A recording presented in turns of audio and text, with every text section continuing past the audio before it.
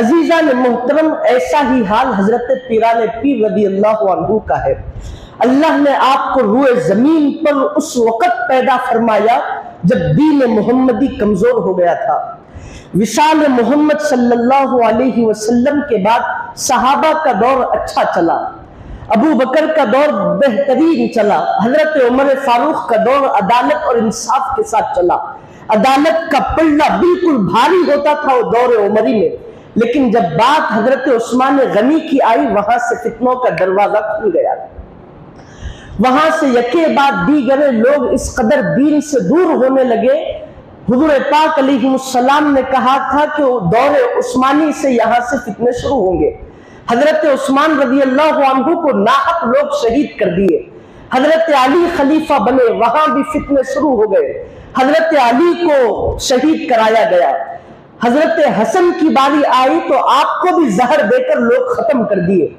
امام حسین کو غداروں نے کربلا کی تپتی زمین پر سر مبارک کو تن مبارک سے جدا کر دیا۔ تمام 72 نفوس قدسیہ کو تپتی دھوپ میں کربلا کی چٹیل میدان میں کافروں نے، یزیدی قوم نے کیا کیا، پورے 72 نفوس قدسیہ اور تمام صحابہ اکرام جو حضرت امام حسین کے ساتھ تھے سب کو شہید کر دیا۔ بنو امیہ کا دور اس قدر ٹھاٹے مارنے لگا، بنو امیہ کا دور 100 سال گزرا، اس کے بعد بنو عباس کا دور آیا۔ ان دور میں ایسا معاملہ ہو گیا تھا جہاں بھی جو خلیفہ کو معلوم ہو جائے، خلیفہ کے لوگوں کو معلوم ہو جائے کہ یہ سید ہے، اس کو ختم کر دیتے۔ امام زین العابدین کے بیٹے حضرت امام باقر کو زہر دے کر شہید کر دیا گیا۔ غوثیت کبریٰ پر جن ہستیوں کو، جن ائمہ کرام کو پیدا فرمایا اہل بیت میں سے، امام باقر کو شہید کر دیا گیا۔ امام جعفر صادق کو اللہ تعالیٰ نے غوثیت کبریٰ کا منصب عطا فرمایا۔ تمام ولیوں کی سرداری اس وقت دور جعفری میں حضرت امام جعفر صادق کے پاس تھی۔ امام جعفر صادق کو بھی زہر دے کر ختم کر دیا گیا۔ جب جب لوگوں کو معلوم ہوتا تھا کہ سید ہے ختم کر دو، یا تو ختم نہیں ہو رہے تو زہر دے کر ختم کر دیا جاتا، زہر نہیں دیے تو کہیں ان کو دعوت وغیرہ میں بلایا جاتا، مار دیا جاتا۔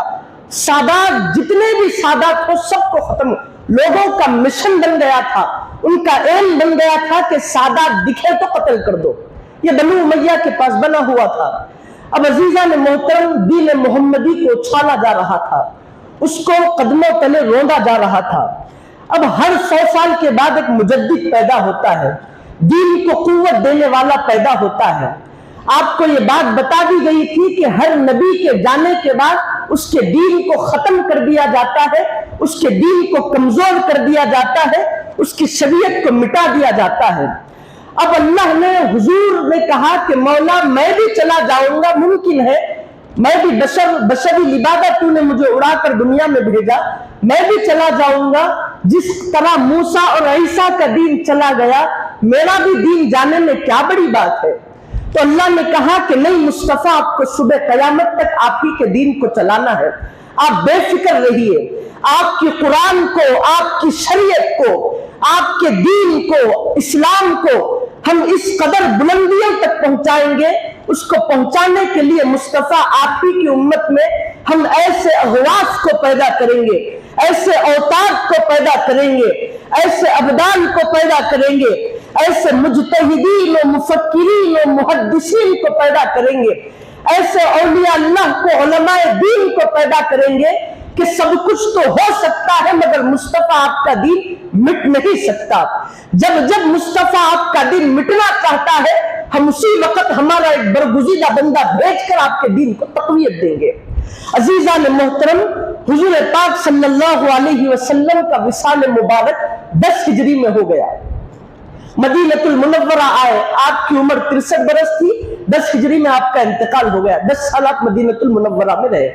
اس کے بعد 10 سال 10 ہجری ہو گئی تو اس کے بعد 400 ساڑھے 400 سال تک صحابہ کا دور تو اچھا گزرا، تابعین کا پھر بھی اچھا گزرا، تبع تابعین کا گزرا، وہاں سے فتنے شروع ہو گئے، بہت زیادہ فتنے شروع ہو گئے۔ اب 400 ساڑھے 400 سال کے بعد اب کئی لوگ ایسے ہو گئے تھے جن کو اللہ یاد نہیں ہو رہا تھا، جن کو کتاب کیا، رسالت کیا، نبی کیا دور ہو جا رہے تھے لوگ۔ دین میں کمزوری آ رہی تھی۔ اب اللہ نے کیا کہا؟ اب وقت آ گیا کہ محی الدین کو دنیا میں بھیجے، ایک ایسی ذات اور ایسی ہستی کو دنیا میں مبعوث فرمائے جو دین محمدی کا علم بردار ہو، جو دین محمدی کا اور اسلام کا جھنڈا لہراتے پھرے۔ اب وقت آ گیا کہ دین کو زندہ کرنے والے کو پیدا کیا جائے، ہمارے بتلائے ہوئے طریقے پر چل کر وہ دین کی حفاظت فرمائے۔ عزیزان محترم، اب اللہ تعالیٰ نے کیا کیا؟ حضرت ابو صالح موسیٰ جنگی دوست رحمت اللہ علیہ کو بی بی ام الخیر فاطمہ رضی اللہ عنہا سے نکاح فرمایا۔ ان دو ہستیوں کے ذریعے سے اللہ نے پیران پیر کو مبعوث فرمایا۔ دیکھو اللہ نے کیا کہا تھا کہ ہم نبیوں کو پاک پیٹ اور پاک پیٹوں کے ذریعے سے پیدا کیے ہیں۔ اب جب اللہ کے نبی ان راستوں سے پیدا ہوتے ہیں تو اللہ کا ولی بھی انہی راستوں سے پیدا ہوتا ہے۔ اللہ کا ولی ہو وہی ہو سکتا ہے جن کے ماں باپ کا حسب اور نسب اور جن کے ماں باپ میں تربیت دین اور دین محمدی کی مکمل ایک آئینہ داری ہو۔ تو عزیزان محترم، دنیا تو بہت بڑی تھی، بغداد میں کئی لوگ تھے، ایران میں تھے، جیلان میں تھے، یمن میں تھے، شام میں تھے، ترکی میں تھے، ہندوستان میں تھے، عرب کی سرزمین پر تھے، لیکن اللہ تعالیٰ نے پیران پیر کو مبعوث کرنے کے لیے، ان کو پیدا فرمانے کے لیے روئے زمین میں سب سے زیادہ اچھی اور پاک ہستیاں کون ہیں ان کو دیکھ کر پیران پیر کو ان میں سے بھیجا۔ وہ ہستیاں کیسے تھی، ان کا کردار کیسے تھا، ان کا نیچر کیسے تھا، ان کا مقام اللہ کے پاس کیسے تھا، تو ایک آدھ چھوٹی باتیں کہہ کر آپ اپنی گفتگو کو پیران پیر تک لے کر آتا ہوں، کیونکہ عزیزان محترم پتہ تو چلے کہ یہ اولیاء کیسے گھرانے میں پیدا ہوتے ہیں، یہ اللہ کے بندے کن گھرانوں میں جنم لیتے ہیں۔ محمد صلی اللہ علیہ وسلم نے جنم لیا تو بی بی آمنہ کے گھر جنم لیا، جن کے شوہر کو حضرت عبداللہ کہا جاتا ہے، جن کے نسب میں جن کے دادا کو عبد المطلب کے نام سے جانا جاتا ہے، تو ان کی شانیں بھی بڑی اہمیت والی تھی۔ اب پیران پیر بھی پیدا ہوئے تو ان کا بھی مقام، ان کا بھی مرتبہ اور ان کا بھی بیک گراؤنڈ اچھا ہونا چاہیے، تو بیک گراؤنڈ بتانے کے لیے ان کے والدین کا تذکرہ مناسب سمجھتا ہوں۔ عزیزان محترم، حضرت ابو صالح موسیٰ جنگی دوست رحمت اللہ علیہ آپ کے والد محترم کا نام تھا۔ حضرت اتنے متقی تھے، اتنے پرہیزگار تھے، اتنے عابد، اتنے زاہد تھے کہ سب سے بڑے عالم اور سب سے بڑے شیخ آپ مانے جاتے تھے۔ خوب ریاضت، خوب مجاہدہ، خوب طہارت، خوب تقوی، لوگ ان کے طہارت اور تقوی کی سلامی مارتے تھے۔ کئی دنوں تک کھانا نہیں کھاتے تھے، بھوکے پیاسے رہتے تھے، جنگلوں میں بیٹھتے تھے، اللہ کا ذکر کرتے تھے، شادی وغیرہ کچھ بھی نہیں ہوئی تھی، بالکل جوان مرد ہے، اللہ کے محبوب بندے ہیں۔ آپ کیا کیے؟ اپنے معمول کے مطابق جنگلوں میں چلے گئے، کئی دن تک ریاضات مجاہدات کیے، ہر طرف سے آپ اللہ کی معرفت، اس کی محبت میں ڈوبے رہے۔ اب گھر لوٹنے کا وقت آیا تو حضرت ابو صالح نے کیا کیا؟ راستے سے چل رہے تھے، یہ آپ کو واقعہ معلوم ہے، لیکن روح میں تازگی کے لیے اور مقام ابو صالح کو بتانے کے لیے، مقام غوثیت سے آشنا کرنے کے لیے آپ کو بتانا پڑتا ہے۔ تو حضرت ابو صالح راستے سے جا رہے تھے، جاتے جاتے آپ کو اتنی شدید بھوک تھی، اتنی پیاس تھی کہ آپ کے نفس نے بھوک بھوک کے نعرے لگائے۔ اب حضرت کو بڑی بھوک لگی تھی، نہ کوئی بازار ہے کہ کچھ لے کر کھا لے، نہ کوئی فلاں چیز اپنی ملکیت میں تھی، راستے سے جا رہے تھے کہ نہر پر تیرتا ہوا سیب جا رہا تھا۔ آپ کی بھوک برداشت نہیں ہوئی، آپ عالم تفکرات میں تھے، سیب کو دیکھ لیا، ارے بھائی بھوک لگی ہے، چلو سیب جا رہا ہے کھا لیتے ہیں۔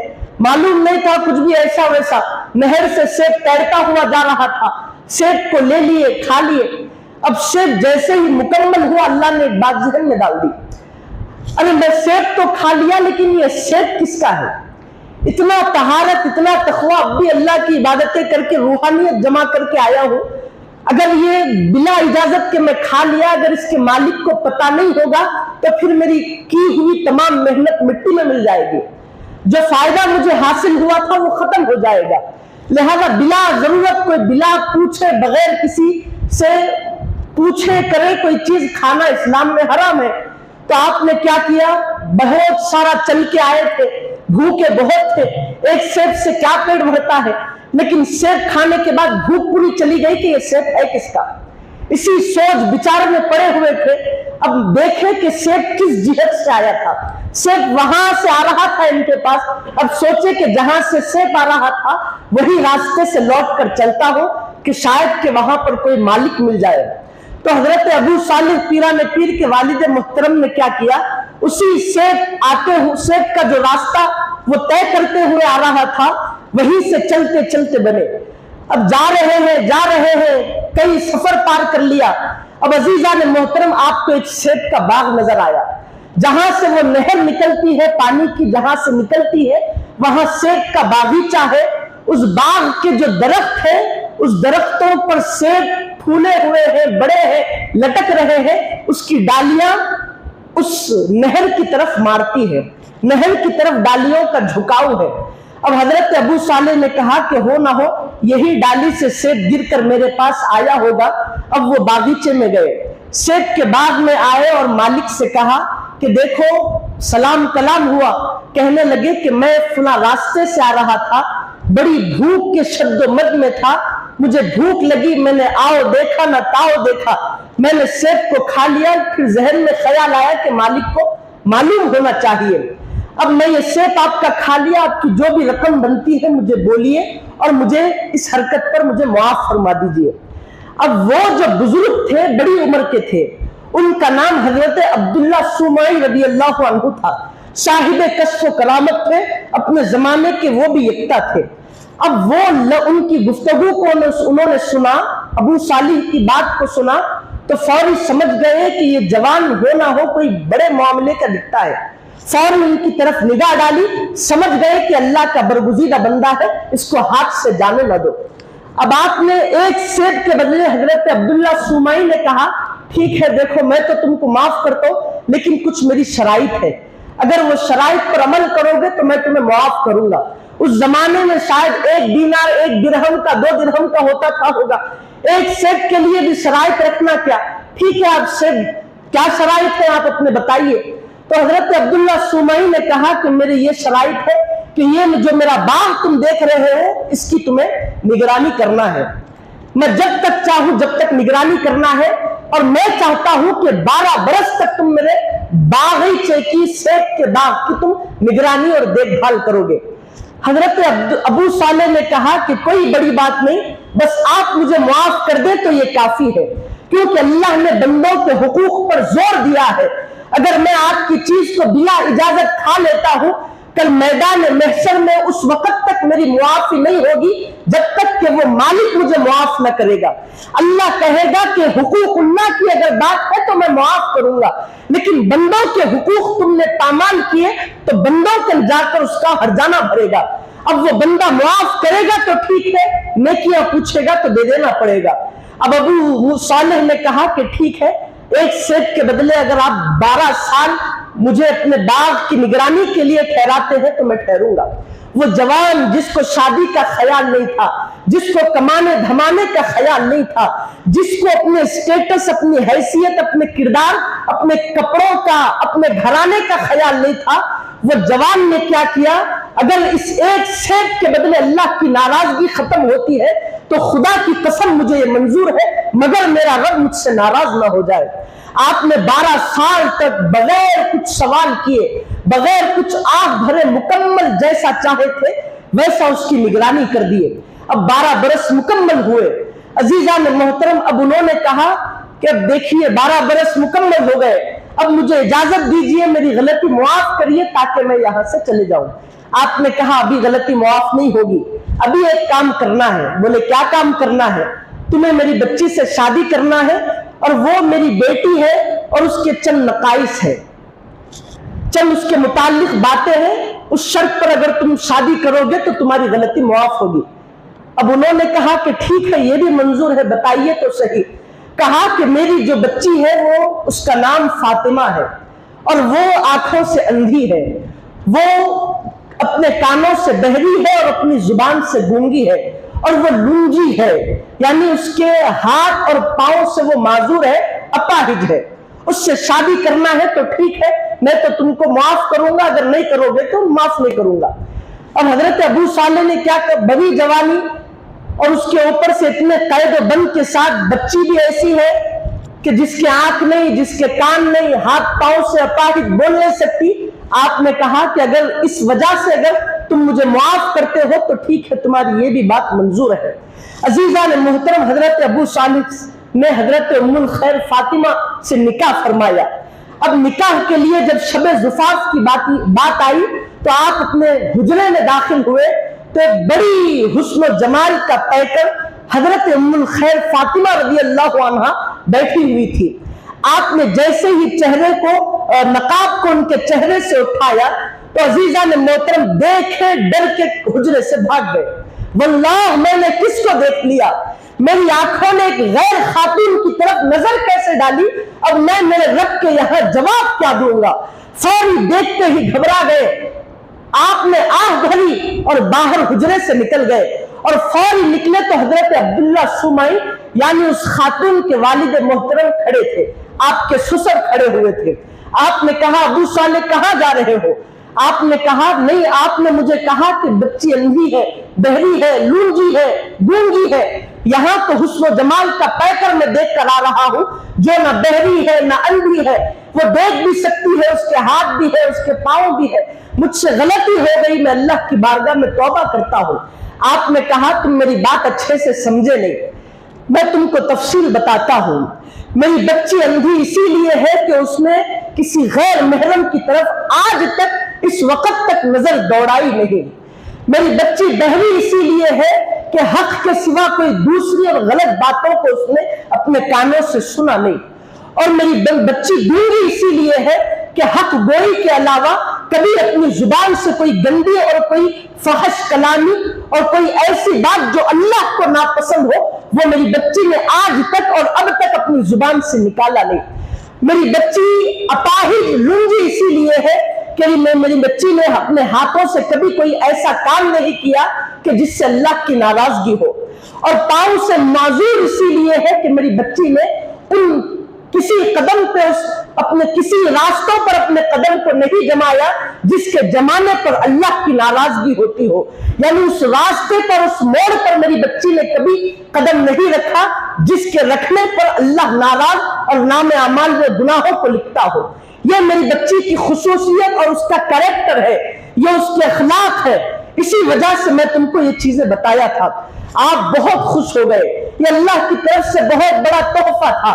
اب حضرت ابو صالح اور حضرت ام الخیر فاطمہ رضی اللہ عنہا کے عزیزان محترم یہ دو ہستیاں، یہ دو سمندر تھے کہ عزیزان محترم ایک سمندر اس قدر اخلاق اور آداب کا، کردار کا اس قدر پاک تھا کہ ایک سیب کھا لیا تو اس کی ہرجائی کے لیے 12 سال باغ میں نوکر بن کر رہا، اور 12 سال کے بعد یہ وہ نوجوان وہ سمندر تھا کہ اس نے اپنی غلطی کو اللہ کی بارگاہ میں معاف کرانے کے لیے ایک بہری، ایک گونگی، ایک لونجی اور ایک اپاہج لڑکی سے نکاح کرنے کے لیے تیار ہو گیا تھا۔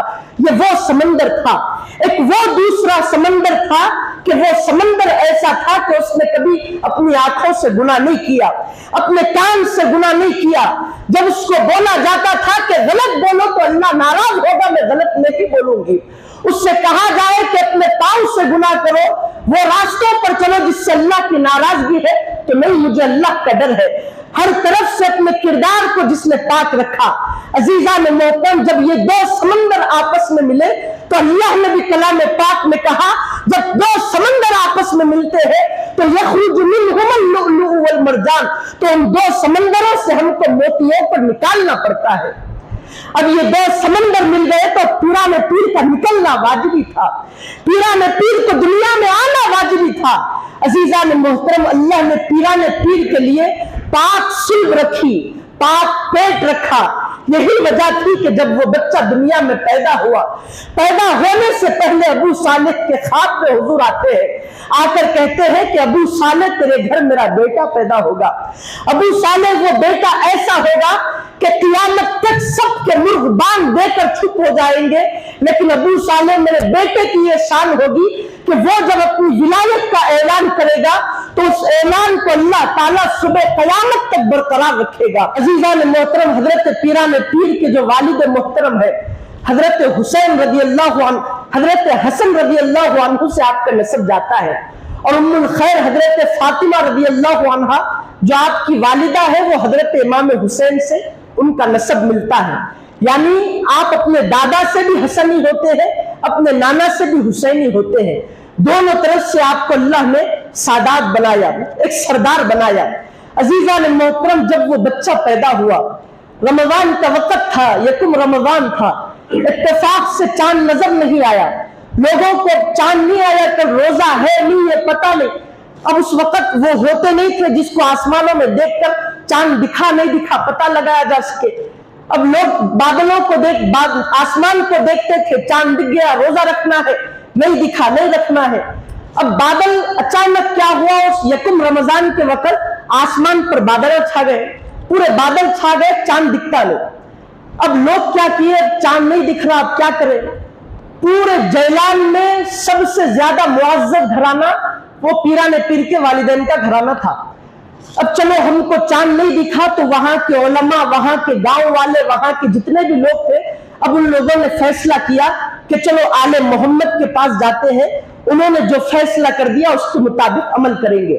اب لوگوں نے کیا کیا، دستک دی ابو صالح کے گھر، آپ کی والدہ حضرت پیران پیر کی والدہ آئی، کہنے لگے کہ اماں جان، رمضان المبارک شعبان ختم ہوا، رمضان شروع ہوا، پتہ نہیں ہو رہا کون سا دن ہے، کل روزہ رکھے یا نہیں رکھے، معلوم نہیں ہو رہا، اماں جان کیا کرے؟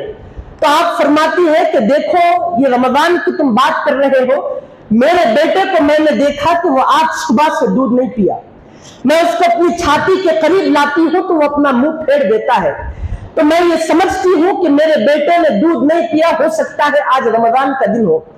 آپ نے کیا کہا، آپ نے کہہ دیا، لوگ چلے گئے، اس کے بعد جب تحقیق کی گئی تو لوگوں کو معلوم ہو گیا کہ ہاں آج رمضان کا دن ہے۔ یہ پیران پیر رضی اللہ عنہ کا معاملہ، ان کا مقام تھا۔ آپ کے بیٹے حضرت عبد الرزاق رضی اللہ عنہ نے پوچھا کہ بابا آپ کو کب معلوم ہوا کہ آپ ولی بن گئے، اللہ نے آپ کو اپنی بارگاہ میں قبول کر لیا، آپ کو ولایت دے دی، آپ کو کب معلوم ہوا؟ تو اپنے بیٹے سے پیران پیر نے فرمایا کہ مجھے اس وقت پتا چلا کہ جب میں بالکل چھوٹا سا تھا، بالغ نہیں تھا، چھوٹا سا تھا، تو میری اماں مجھے اپنے محلے کے پاس ایک مدرسہ تھا، اس مدرسے میں پڑھانے کے لیے بھیجا کرتی تھی۔ میں اس مدرسے کے لیے جب نکلتا تھا تو میں دیکھتا تھا کہ فرشتوں نے میرے قدموں کے نیچے پروں کو بچھا دیا ہے، چھوٹا سا بچہ ہے، فرشتوں کے پروں کو دیکھتا ہے کہ دسترخوان کی طرح اس کے پیروں سے لے کے مدرسوں تک پر بچھا دیے گئے، وہ پروں پر میں چل کر جاتا تھا، اور میں یہ دیکھتا تھا کہ جب میں مدرسے کے پاس پہنچتا تو فرشتے کہتے تھے کہ بچوں ہٹو، عبد القادر آ رہے ہیں، بچوں ہٹو، عبد القادر آ رہے ہیں، ان کو جگہ دو، یہ پڑھنے کے لیے، اللہ کا کلام سیکھنے کے لیے آ رہے ہیں۔ اس وقت مجھے معلوم ہو گیا کہ ہاں میں اللہ کے پاس اس کا برگزیدہ بندہ ہوں۔ آپ کی والدہ فرماتی ہے کہ جب عبد القادر پیٹ میں تھے مجھے معلوم ہو گیا کہ وہ کوئی نہ کوئی بڑی ہستی ہے، اللہ نے ان کو ولایت دے رکھی ہے، آپ مادرزاد ولی تھے۔ آپ کی اماں ام الخیر فاطمہ رضی اللہ عنہا فرماتی ہے کہ آپ کو ایک بات معلوم ہونا چاہیے کہ حضرت ابراہیم علیہ السلام کی جب بات آئی تو 90 سال میں اللہ نے ان کو اولاد عطا فرمائی۔ یہی کچھ معاملہ حضرت پیران پیر کے بھی ساتھ ہوا۔ اللہ کو پیران پیر کو دنیا میں بھیجنا تھا۔ عزیزان محترم، جب کوئی خاتون ہو اس کی عمر 50 سال ہو تو پورے دنیا بھر کے طبیب، حکیم، ڈاکٹر یہ کہہ دیتے ہیں کہ ایک عمر کے بعد اس کو بچے نہیں ہو سکتے، 50 سال یا 40 سال کے بعد تو ہو سکتے ہوں گے، لیکن 50 سال کے کراس کرنے پر اولاد نہیں ہوتی۔ یہ بنا ہوا ہے، مسلم طریقہ ہے، پورے مکتب فکر جتنے بھی ڈاکٹرز ہوں سب لوگوں کے پاس یہ بنا ہوا ہے، لیکن ایک شان اللہ نے ایسی لگائی کہ پیران پیر رضی اللہ عنہ کی جو والدہ تھی وہ 60 برس کی تھی۔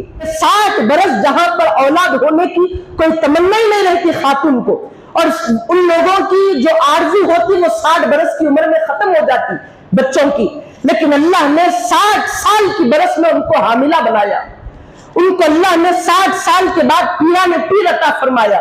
عزیزان محترم، آپ فرماتی ہے کہ جب پیران عبد القادر میرے پیٹ میں حاملہ بنی عبد القادر میرے پیٹ میں تھے تو میں اس وقت معلوم ہو گیا تھا کہ یہ اللہ کے ولی ہے۔ کب معلوم ہوا؟ تو نفحات الانس میں لکھا گیا ہے کہ آپ کو جب چھینک آتی، عبد القادر پیٹ میں ہوتے، چھینک آنے کے بعد والدہ کہتی الحمدللہ، تو پیٹ سے آواز آتی کہ یرحمک اللہ۔ جب میں پیٹ میں بچے کا یرحمک اللہ الحمدللہ کا جواب سنتی تو میں سمجھ جاتی ہاں میرا بچہ اللہ کا ولی ہے۔ عزیزان محترم، یہ پیران پیر کا معاملہ کہ اللہ نے ان کو مادر زاد ولی بنایا۔ عزیزان محترم، آپ کو یہ بات کہہ کر اپنی گفتگو کو ختم کرتا ہوں۔ اللہ نے آپ کو حسنی سادات بھی بنایا اور حسینی سادات بھی بنایا۔ دین کو اللہ نے زندگی کیسے عطا فرمائی؟ تو اس طریقے سے عطا فرمائی کہ حضرت پیران پیر رضی اللہ عنہ ابھی کچھ ان کو معلوم نہیں ہوا تھا کہ وہ پیران پیر بن گئے۔